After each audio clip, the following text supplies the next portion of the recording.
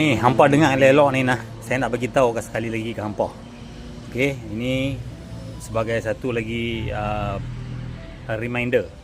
Okey, kepada hampa ni yang duk cari teh tarik. Okey, dah banyak kali dah saya buat video dan kali ni saya buat lagi untuk nak bagi hampa ingatlah, noh. Okey, saya memohon jasa baik tuan-tuan dan puan-puan semua.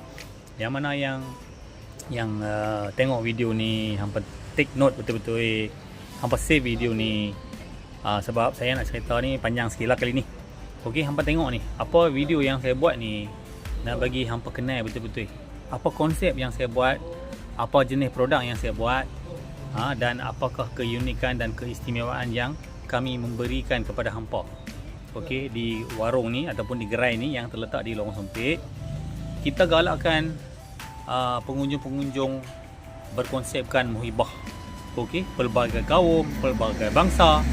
Okey, untuk mendapatkan teh tarik yang asli ataupun teh tarik jenis yang tradisional macam zaman dulu-dulu punya.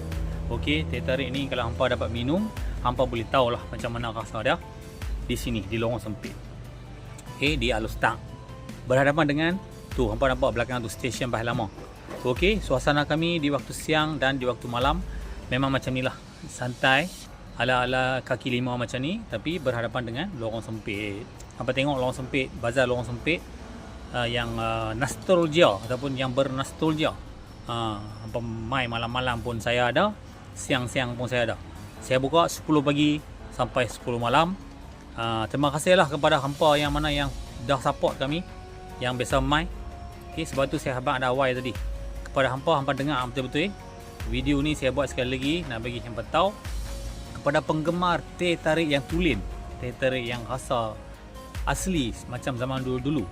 Teh tarik tanpa pewarna, tanpa perasa tiruan. Dan kami juga ada popiang.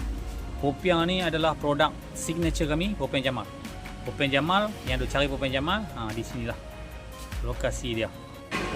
Dah buka dekat 5 bulan datang ni. Ramai yang tak tahu kot, no. Yang mana yang tak tahu, tolong ambil tahu dan tolong bagi tahu kawan-kawan. Di sini segala macam ada. Itulah dia daripada Fakir Teh Tarik.